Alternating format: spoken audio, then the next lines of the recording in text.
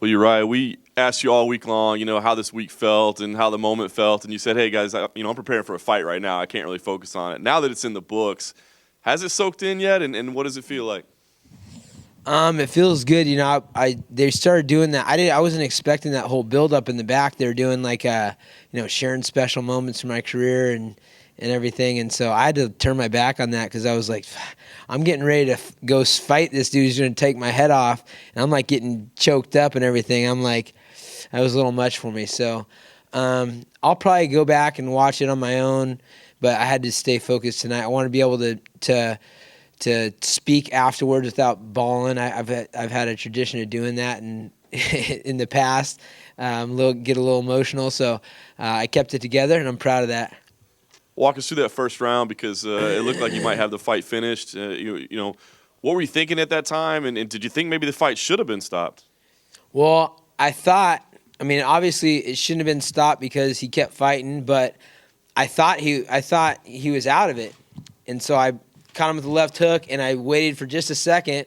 I like Brad a lot, and he's been in a lot of wars himself, and so if I could get it stopped right there, I would have, but he showed enough to stick it out, and I don't remember exactly the details of the whole fight, but I know I was very close to finishing him there, and could have maybe been stopped, but I would have been pissed if I was Brad Pickett and they stopped it there, and I was on the other side, I'd be pissed. So I'm glad they let him fight, and I'm glad that it went 3 rounds. And last one for me, what do you do next? It sounds like you're still comfortable with your decision despite a great performance tonight. You've said you're going to stay involved with, of course, Team Alpha Male and B. But what do you do next? Do you take some time off and get away from the sport for a little bit? What's the next step for Urijah Faber? No,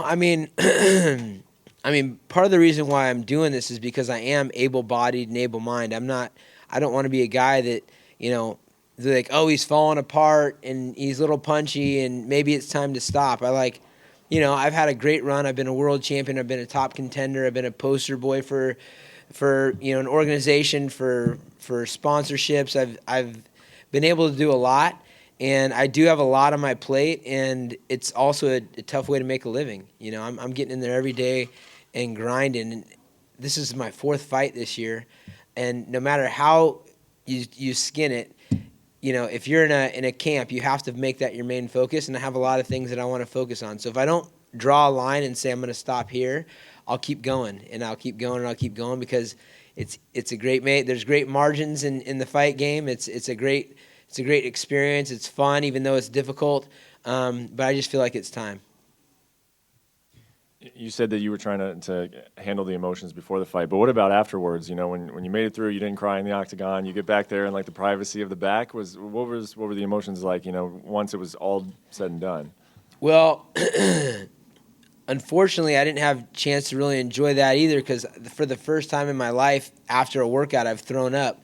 So I threw up like 5 times, and that was a first. That was also the first time that Big John McCarthy was a referee for me, and I've been a fan of his since high school, which is kind of weird. So a couple of firsts tonight. First retirement fight, first John McCarthy fight, first time throwing up a bunch. And we know that you've said that you're going to move on to big things, and you've got options out in front of you. Throughout your career and during your time in the UFC, did you ever think, because they had those ambassador roles, did you ever think that maybe you were going to get one of those and that maybe that's what your future would be as far as this sport was concerned, is working with the UFC, getting a paycheck that way and being one of their guys, so to speak? No, I didn't really. I know that they had those roles for Matt Hughes and Chuck Liddell and Forrest Griffin. I think they're probably some of the only guys that have those. I'd love to stay involved in some level, but I also have a lot of things that I want to focus on.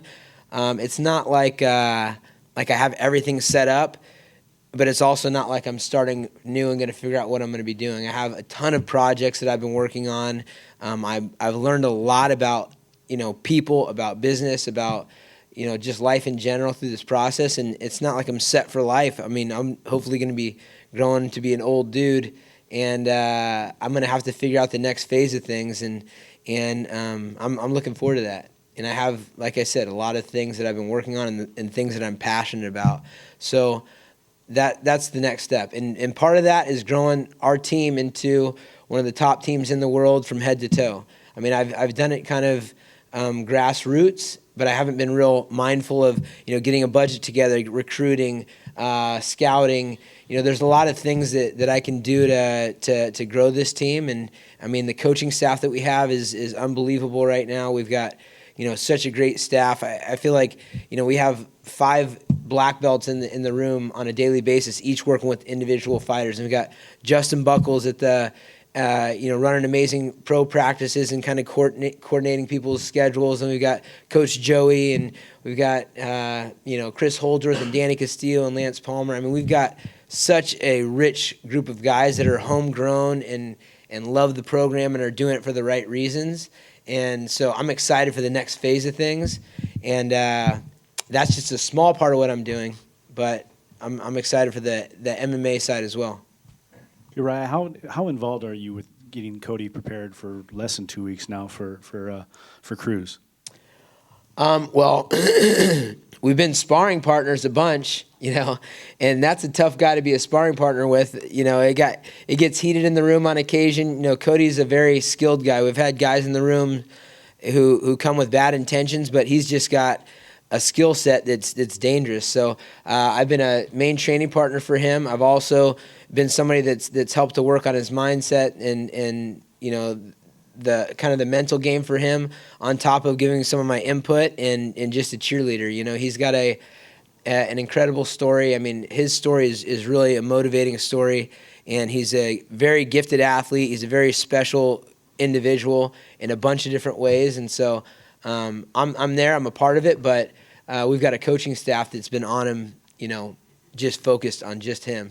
With your experience against Cruz, are you going to be in the corner at all? How really involved in details are you going to be other than just a sparring partner? I'll be there with him the week of the fight. I won't be in the corner. Obviously, I was preparing for myself, in this fight, and he's had all hands on deck, and he's got a great group of guys that are going to be cornering him. But I'll be there with him for whatever he needs. But the hay's in the barn for that guy.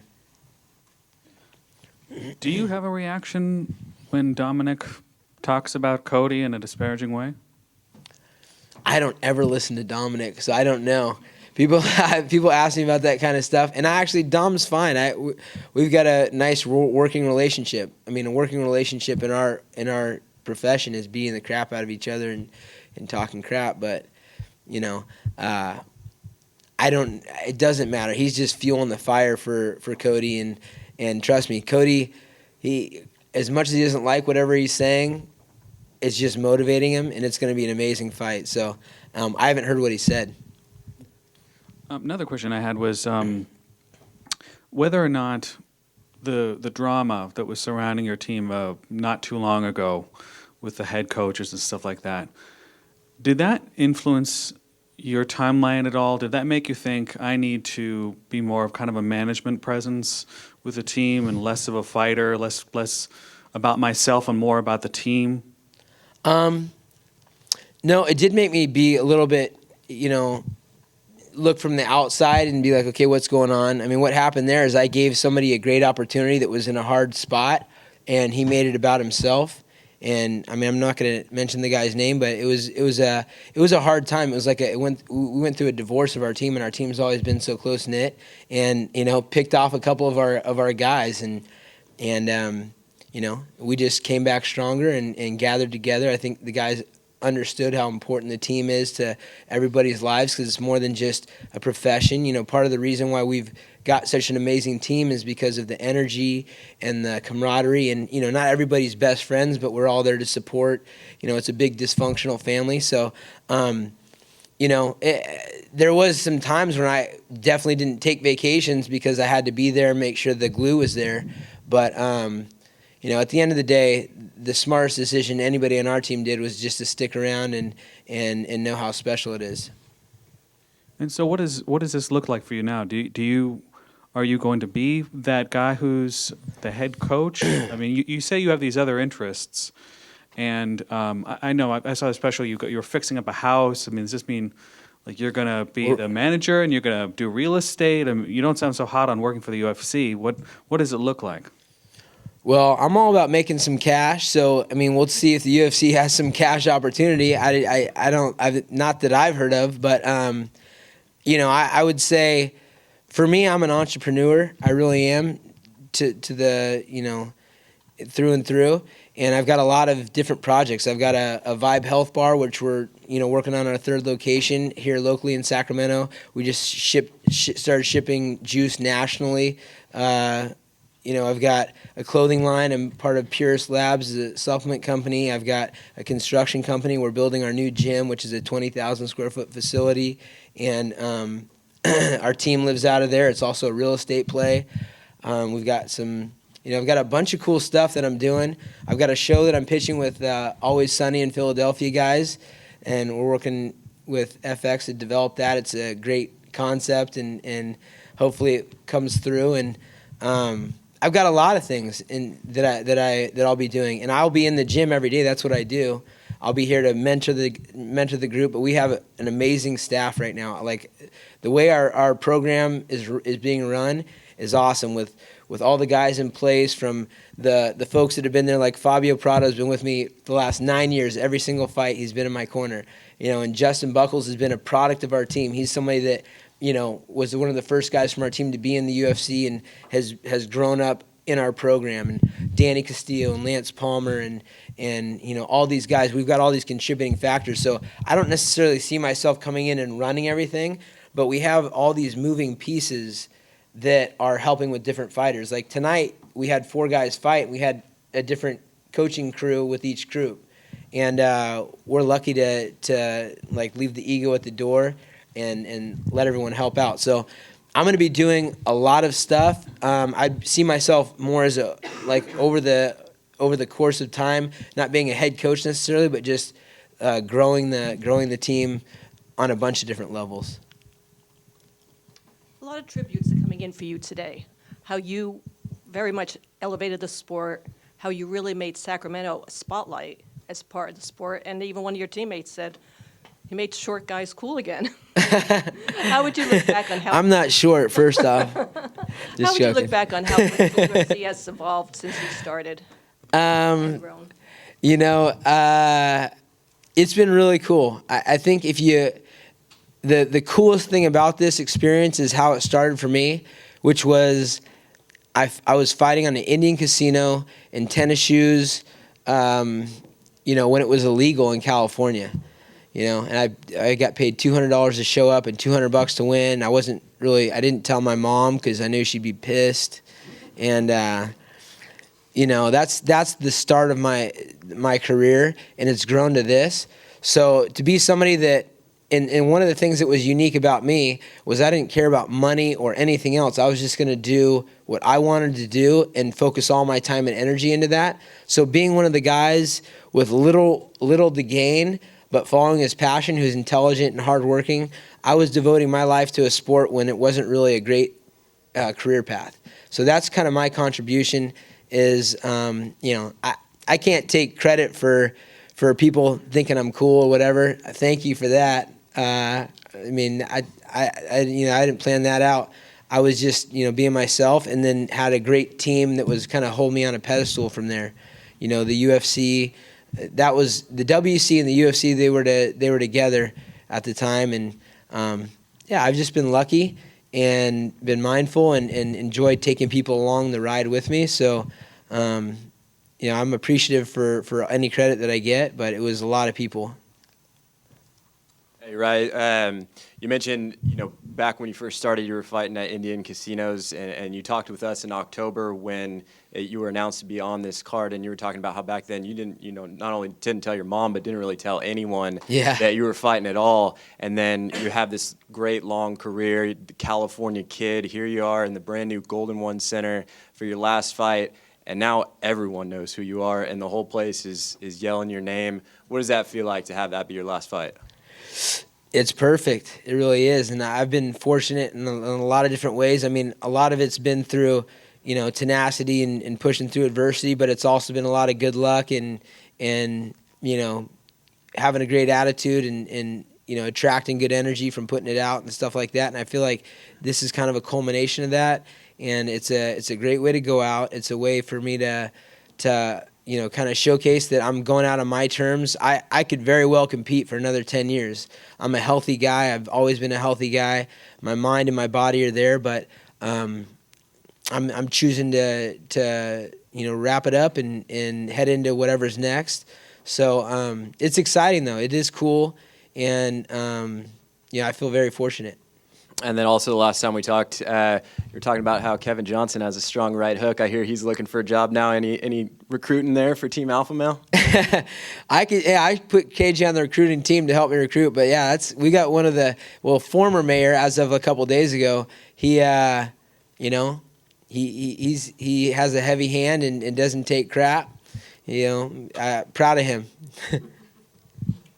Urijah, looking back on your career, I mean, what would you say would be like your, now that looks like it's over, what would you say would be your biggest thrills? And do you have any regrets or any disappointments? No, I don't think, I'm not really a type of person to have regrets. I would say some of the biggest thrills have been the fights here in Sacramento.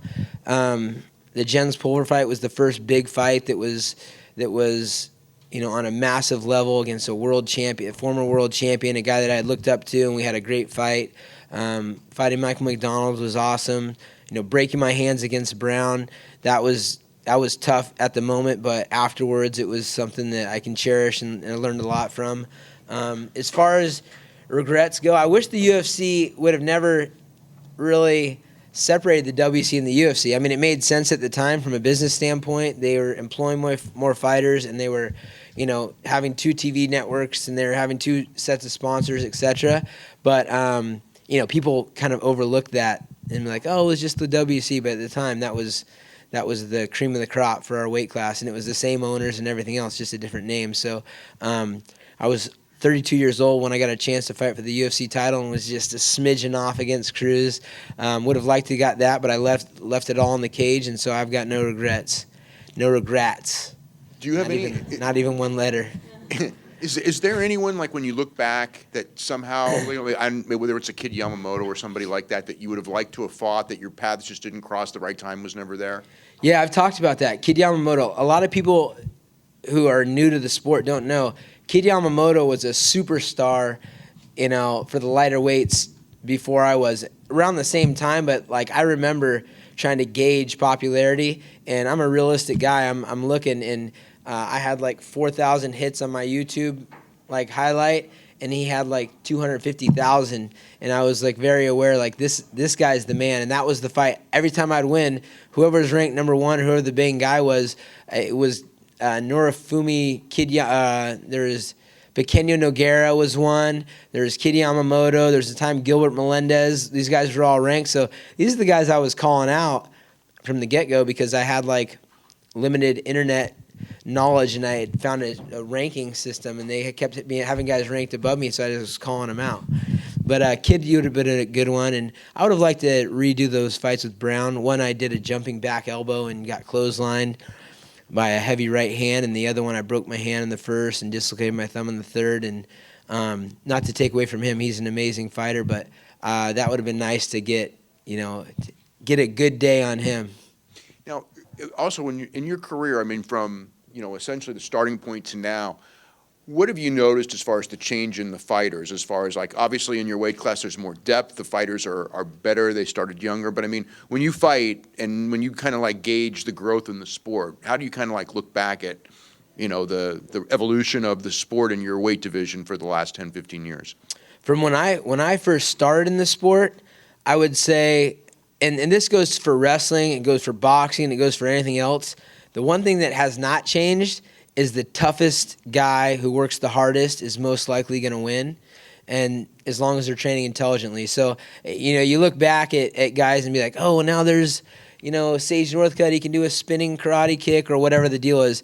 The guys that have the grit, the tenacity, that doesn't change at all. Those are the fighters that are going to make the impact. But the sport is changing in that folks are getting more well-rounded. You're getting to see guys like Pettis who have been able to incorporate a strong jiu-jitsu game with a wrestling game with these crazy kicks and acrobatic, style things that are happening. But it all comes back down to heart, will, and tenacity, and that will never change. Thank you. And last one over here. Hey, the first thing you said in your post-fight interview was Sacramento, I love you. Can you talk a little bit about the support you got from the city and what it was like to have your final fight here in front of this crowd chanting your name in the Golden One Arena? Yeah, Sacramento is a really cool spot. I'm from California in general. I was born in Santa Barbara, raised in Sacramento, and have love for the whole state. I've got great people up on the northern coast and like I said, Santa Barbara. My family's all down there, but Sacramento is where I grew up. This is a place that I've represented, and I've talked about it before. I mean, it's cool to represent something, but you start doing it instinctively. People are instinctively proud of where they come from, and it takes some time and some experience to understand why that pride has been started, and how important it is to represent a people and to be loyal and how the advantages of being from a place and representing it. And so it's something that's real natural, but I've been mindful of giving love back to the city that's built me up. Thanks, Ray. Yeah. Thanks, guys.